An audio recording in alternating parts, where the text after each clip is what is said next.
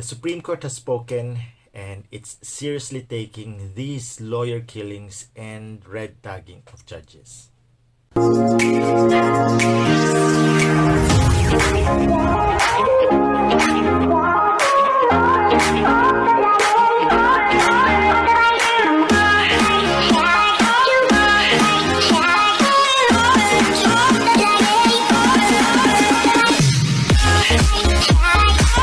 Hi guys, welcome back to the channel. This is Attorney Al, and this video is a different video because I'm going to talk about a serious issue. It's an issue that affects the legal profession of which I'm a part of and the judiciary, especially the judges. And indirectly it affects you because as a community or as a nation, we are entitled to and we have a right to demand a justice system that is fair, effective, and independent. One that is free from influence, from intimidation, from harassment, and from threats. So what am I talking about in this video? I'm talking about this letter, this statement issued by the Supreme Court last Tuesday, March 23, 2021. It was a statement that was signed by the Supreme Court, composed of the outgoing Chief Justice, Diosdado Peralta, as well as the other justices of the Supreme Court. The statement is a response to the calls for action regarding the killing of lawyers as well as the threats to judges. So, what brought about this statement? According to CNN Philippines, 61 lawyers or legal practitioners have been killed since 2016. Now, killings happen every time, but this is different because lawyers are killed while they are performing their duties. Now, unfortunately, no convictions have been made. And even if there were investigations, these investigations were either dropped or abandoned because allegedly the investigations led to a dead end. So we ask, why are lawyers being killed? Why should lawyers be killed for simply doing their jobs? Do you kill an accountant because his computation or books are against your wishes? Do you kill a doctor if that doctor gives out a medicine or a drug that has adverse effects? Simply put, why would you kill a person for doing his job? Now, secondly, the issue is why aren't there any successful convictions? Is it because these cases are not important? Is it because cases involving the deaths of lawyers are not as popular or they don't bring too much prestige to this administration like drug cases or corruption cases? Just asking. Now, the other issue is that recently a judge, a regional trial court judge from Mandaluyong City, was red tagged. A tarpaulin was made for her. We don't know who made it, but of course, you know the suspects. In that tarpaulin, she was accused of being sympathetic to the Reds or to the communists because she freed two of their alleged members. Why would a judge be labeled as sympathetic to the Reds when in fact she was just doing her job? So because of this, UP College of Law, the Free Legal Assistance Group, and other lawyer groups, including, of course, the Integrated Bar of the Philippines, asked the Supreme Court to please do something about this. Say something about this. Should we just allow lawyers to die every day and judges to be threatened for doing their jobs? Precisely because of that, the Supreme Court issued this statement. And the statement is a very strong statement. Although, of course, some of you who have read it might feel that it was kind of restrained just the same. Many of you may wanted something more out of the Supreme Court, something more, drastic or strong, but just the same, at least the Supreme Court has finally spoken, and it's seriously taking this matter of lawyers being killed and judges being threatened. So let's look at the first statement. Here the Supreme Court said, "To threaten our judges and our lawyers is no less than an assault on the judiciary. To assault the judiciary is to shake the very bedrock on which the rule of law stands. This cannot be allowed in a civilized society like ours. This cannot go undenounced on the court's watch. The Supreme Court has made it clear that judges and lawyers are important actors in this civilized society.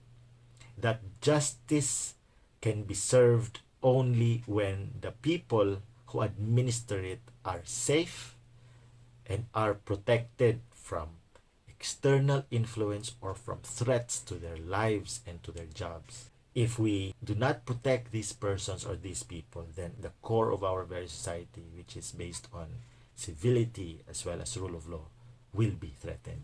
Now, the next statement of the Supreme Court is finally the condemnation made by the Supreme Court. So here the Supreme Court said, in this light, the court condemns in the strongest sense every instance where a lawyer is threatened or killed and where a judge is threatened and unfairly labeled.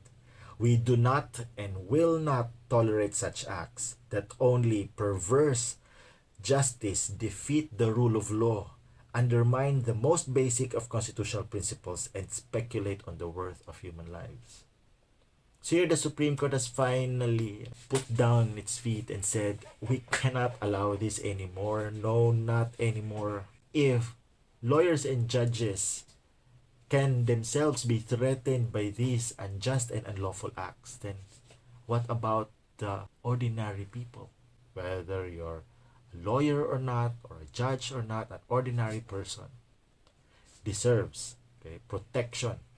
Protection from harm, protection from crime, and protection from any attack against your human rights. So the next statement is this.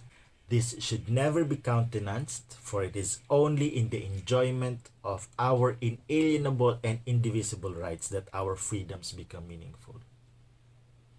And this is where I think, the Supreme Court has finally said, it is not enough that freedoms are written in our Constitution. It is not enough that we pay lip service to our freedoms as stated in our Constitution. But also these freedoms must be actually enjoyed and exercised. When you say right to life, then make sure that no person shall be killed, whether through the court process, because we don't have death penalty, and worse, through extrajudicial means. Next, when we say right to due process, it is not enough that you mention or you read it to an accused person. But more importantly, you must allow that accused person to go to trial.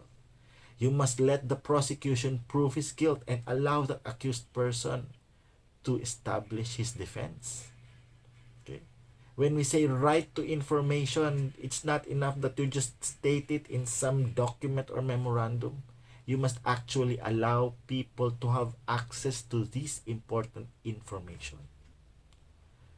And so this statement will reverberate not just in this present time but also in the future, because the Supreme Court has said that it is not enough that we declare these rights or freedoms, but that these rights or freedoms must be actually enjoyed so that they will have true meaning.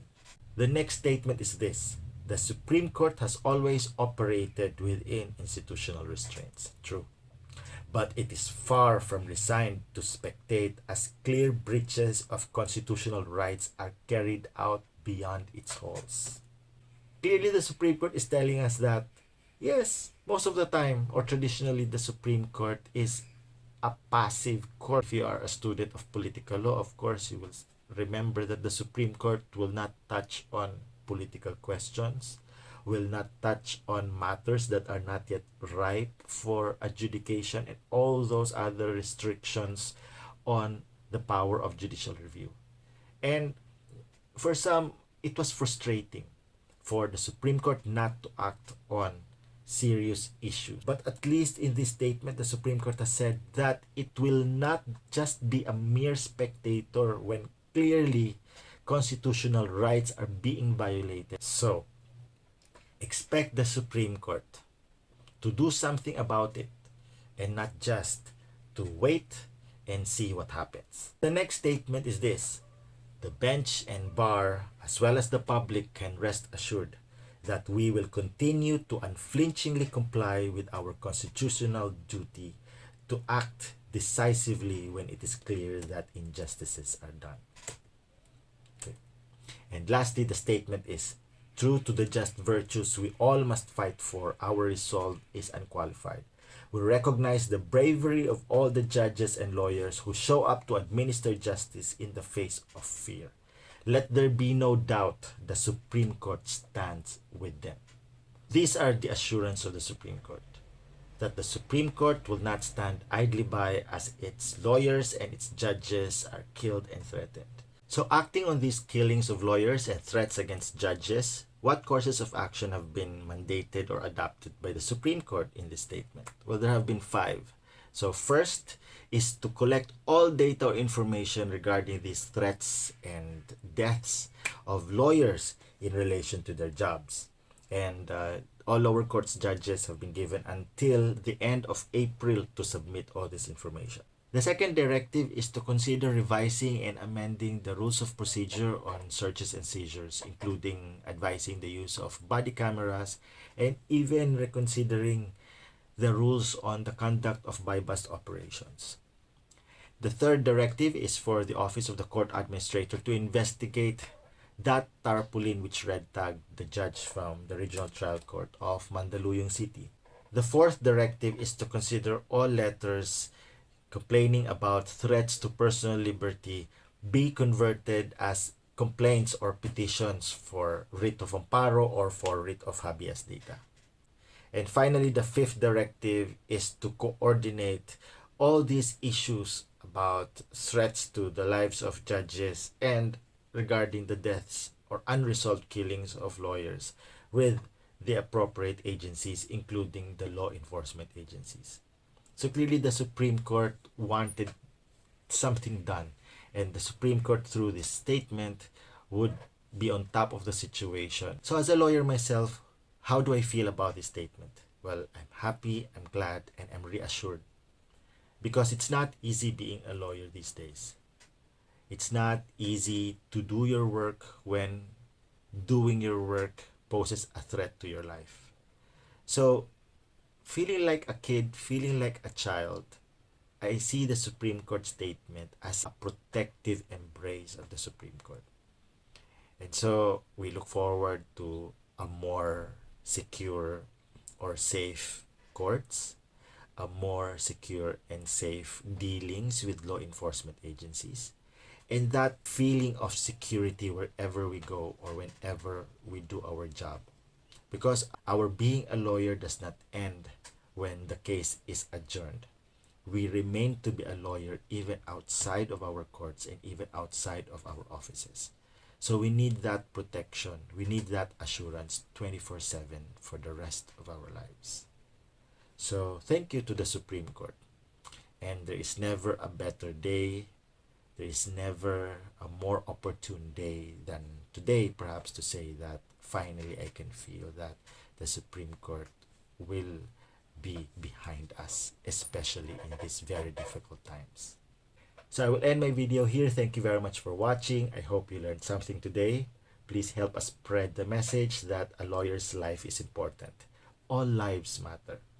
Please do not take our job personally and help us make this society a more law-abiding and more life-valuing one. So if you like this video, please drop a like, please subscribe if you haven't yet, and please click that notification bell so that you will be notified in case I upload a new video. I'll see you in the next video. Laging tatandaan, isip ay buksan, alamin ang batas.